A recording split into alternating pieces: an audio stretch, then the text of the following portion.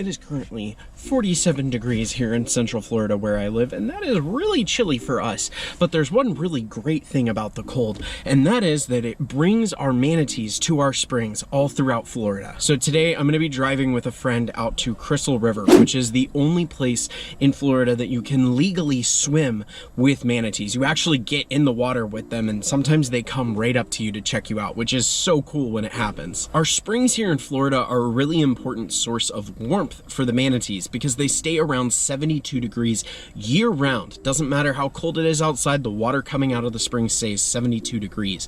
And manatees are sensitive to anything below 68 degrees. Anything below 68 degrees is just too cold for them. And that's because manatees barely have any fat on them. They're only around 3 to 5% body fat.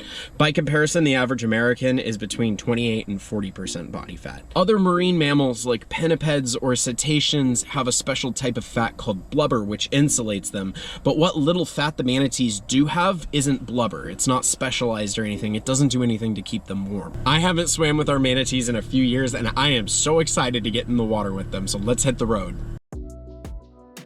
Crystal River is a special place, not just because it's legal to swim with our Florida manatees here, but also because of the spring systems.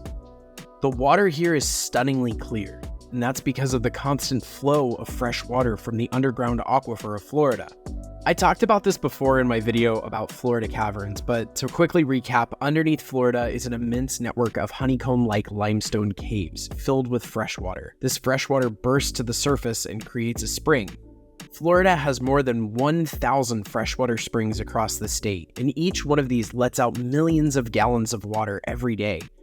And the springs stay the same temperature, 72 degrees year-round. When it gets chilly here, the manatees know that they can warm up and relax at one of our many springs. They're here to stay warm and relax for our short cold season. But it's not just manatees we can see in this spring. It's not unusual to see turtles, alligators, birds, and even saltwater fish hanging out in the spring together. Here's a very angry blue crab. They actually have one of my favorite scientific names, Calanectes sapidus, which translates to beautiful swimmer, tasty. There's even a couple of invasive species here that have figured out the springs are a nice place to hang out. These armored catfish might look a little familiar to you if you've ever owned an aquarium. They're called plecos and eat algae. But some have been released into Florida's waterways, and now they can be found everywhere. And man, are they big. Some of them are 2 feet long. I know they're invasive, but I'm so impressed by these fish. I guess you could say I'm a sucker for plecos. Normally, you'd find these striped mullet living out in the ocean, but they're here enjoying the spring too, along with another introduced fish called a tilapia, which maybe you've eaten before. Filming these mullet was so cool. They kept forming these long streams and even helped me frame the manatees nicely. Sometimes I wonder what it would be like to be one of these mullet, living in the spring and swimming around with the manatees all day. The manatees are naturally curious, and while they aren't as smart as their closest relative, the elephant, they do somewhat resemble them. They kept approaching me, and it's important to stay still whenever they come near. You're not supposed to touch the manatees, but this one was rubbing up on me and liked me so much that it decided to put its butthole in my face.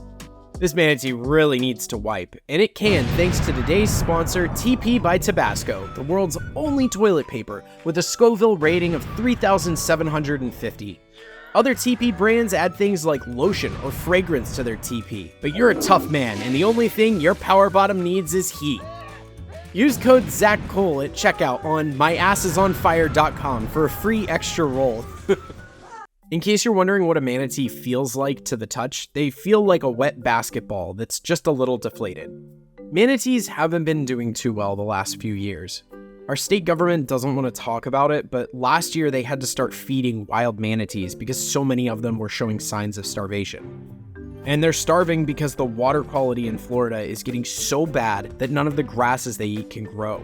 An adult manatee needs 60 to 100 pounds of seagrass per day to stay healthy, and all of the grasses that they eat can't grow because the water's being poisoned by humans. On top of facing starvation, every manatee at this spring had some sort of a boat scar, or in this case, a scar from an entanglement, likely from a fishing line. As relaxed and chill as manatees are, they might look like they have it easy, but they live a tough life. The seagrasses that manatees eat just don't grow very well in the spring systems. Wait, is that a real mermaid? Maybe not real, but they're as close to the real thing as possible. Just some visiting mermaids from the nearby Wikiwachi Springs. Legends say that sailors coming to the New World thought manatees were mermaids, and seeing them side by side, I can see it. Wintertime is the best time to see manatees in Florida, and Crystal River is the only place you can swim with them. If you take the opportunity to jump in, just keep a little bit of distance and move slowly. If you're lucky, they'll swim up to you and check you out too. If you have any cool manatee stories, be sure to share them down in the comments. I love reading them. And if you want to see manatees, regardless of if you're a visitor to our state or if you live here, let me know where you are, and I'll see if I can help you find some.